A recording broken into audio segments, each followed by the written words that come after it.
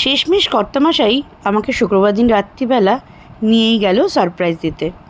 রাত তখন ঘড়ি কাটায় 9:30। অফিস থেকে এসেই বলল, রেডি হও, বেরোবো। অনেকবার জিজ্ঞেস করেছিলাম কোথায় যাব, কিন্তু বলল না। দেখলাম সিটি সেন্টার 2-তে আইনক্সে নিয়ে গেল টিকিট কাটতে, ধুরন্ধর 2-এর। অনেকদিন ধরেই ঘ্যান ঘ্যান করছিলাম, তাই নিয়েই গেল।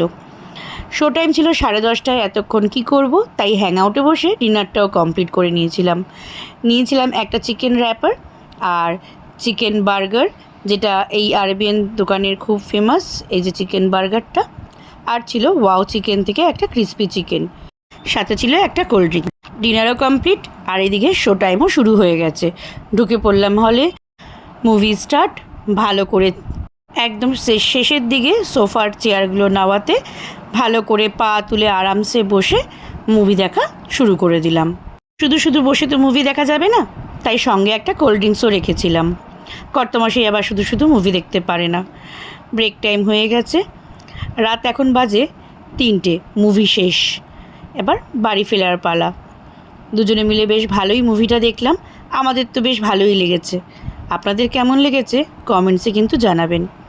এখন বাড়ি ফিরি, অনেক রাত হলো। কাল সকালে উঠে আবার ক্লিনিকের জন্য রওনা দিতে হবে। এবার আসি, টাটা বাই বাই।